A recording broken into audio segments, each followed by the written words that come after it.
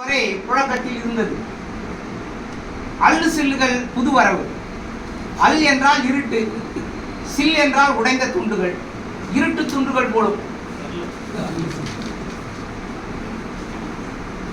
உடைந்த பானை துண்டை ஓட்டாஞ்சில்லி என்பர். உதிரிகள், சிதறுண்டவை, தனித்து இயங்க முடியாதவை, பொருட்படுத்த வேண்டாதவை என்பது இதன் உட்பொருளாகலாம்.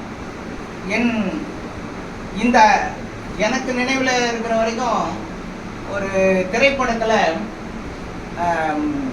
சத்யராஜ் போய் ஒரு மிருதங்கத்துக்கு போவார். அப்போ போகும்போது இவர் சொல்கிறாரா இல்லையான்ற தெரியல, ஆனால் கிட்டத்தட்ட என் நினைவு அந்த ஞாபகம் வருது. சத்யராஜ் எல்லாரும் காலையும் விழுவார்.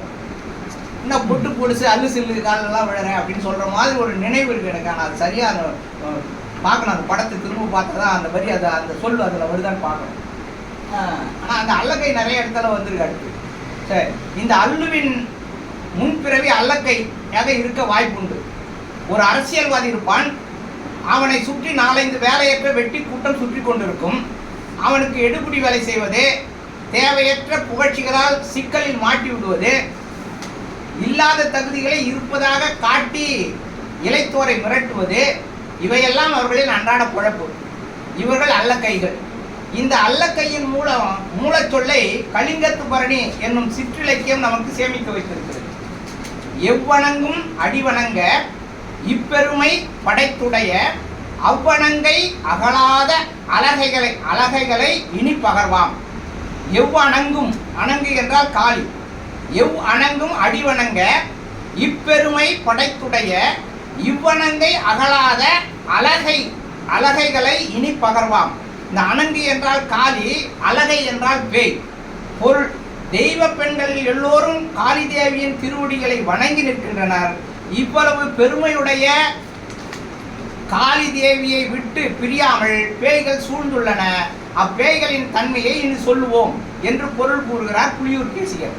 பேய்களை பாடியது என்ற தலைப்பை விளக்கும் போது இப்பகுதியில் காளி தேவியை விட்டு அகலாமல் அவளுக்கு அணுக்க தொண்டுகள் புரிந்து கொண்டு அவளை எப்போதும் பிரியாமல் சூழ்ந்திருக்கும் பேய்க்கணங்களின், இந்த அலகைகளின் தன்மை விளக்கப்பெற்றுள்ளது. காளி தேவியை விட்டு பிரியாமல் இருப்பது, அணுக்க தொண்டனாய் பணிபுரிவது, எப்போதும் பிரியாமல் சூழ்ந்திருப்பது என்கிற தன்மை அரசியல் அல்லகைகளுக்கும் பொருந்தி போகிறது. ஆகவே அலகைதான் அல்லக்கையின் முன்னோடி என்பது புரிகிறது. தற்காலத்தின் இன்னொரு சொல்லாடல் தற்குறி. மிக வேகமாக பரவி வரும் நோய்க்கூறு போன்றது. முன்பெல்லாம் கைநாட்டு என்று ஒரு சொல் புழக்கத்தில் இருந்தது. அதாவது எழுத படிக்க தெரியாதவர், தன் பெயரை எழுத தெரியாதவர். கிராமங்களில் வைக்கோலை கொளுத்தி பொடியாக்கி விளக்கெண்ணை விட்டு குழைத்து வண்டி சக்கர குடத்தில் இரும்பு தண்டில் போட்டு வைப்பர். உயவு எண்ணெய் கிரீஸ் என்பது போல அந்த வண்டிக்கரியை கை நாட்டு வைக்க அந்த காலத்தில் பயன்படுத்தினாராம். இப்போது ஸ்டாம்ப் பேட் வந்து விட்டது. பேனா மையை கட்டை விரலில் தடவி கை நாட்டு வைப்பர். அந்த கை நாட்டின் தொடர்ச்சியாக இன்றைய தற்குறி. சுய சிந்தனையற்றவர்கள், ஆட்டு மந்தை போல் பின்தொடர்பவர்கள், எதிர்காலம் குறித்த விழிப்புணர்வற்ற ஏடாகுடமாக எதையாவது பேசி செய்து சிக்கலில் மாட்டிக்கொள்பவர்கள், தான் செய்வது சரியற்றது என்ற உணர்வு அற்றவர்கள், கவர்ச்சி வலையில் மயங்கி சிக்கிக்கொண்டு தான் சிறைப்பட்டு தவிப்பதும் உணராதவர்கள் தற்குறிகள் எனலாம். 2007 குறியீட்டழகு என்ற தலைப்பில் நமது கவிஞர் ஒருவர் கவிதை புனைந்துள்ளார். அதனை நான் பகிர்கிறேன். குறிகளால் இயங்குகிறது உலகம். குறிகளால் இயங்குகிறது உலகம். சமயங்களில் நெற்றிக் குறிகள், பயணங்களில் சாலை குறிகள், கல்வியில் எழுத்துக்குறிகள், இப்படி எங்கும் நீள்கின்றன அவை. குறிகள் தூண்டில்கள். குறிகள் தூண்டில்கள். ஒவ்வொரு முறை மனக்குளத்தில் வீசப்படும் பொழுதெல்லாம் விதவிதமான பொருள்களுடன் விளக்கங்களும் மேலேறுகின்றன. ஒவ்வொரு முறை இந்த குறிகள்லாம் நம்ம வீசப்படுகிற போதெல்லாம் அது நம்மகிட்ட இருந்து விளக்கங்களும் விதமான பொருள்கள் எல்லாம் வெளியே வந்துகிட்டே இருக்கு. இப்போ நீங்கள் அந்த குறிகளுக்கு நீங்கள் நிறைய நம்ம விளக்கங்கள் சொல்லிக்கொண்டே போகலாம். நேரம் பறித்து நான் அதை சுருக்கிக் கொள்கிறேன்.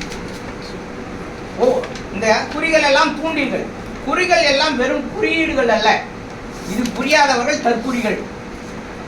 விற்காத பிரதியின் வழியே பேசுபவன் என்கிற இந்த கவிதையை ஆசிரியர் புல்வரி காமராசன் 2007 எழுதியிருக்கிறார்.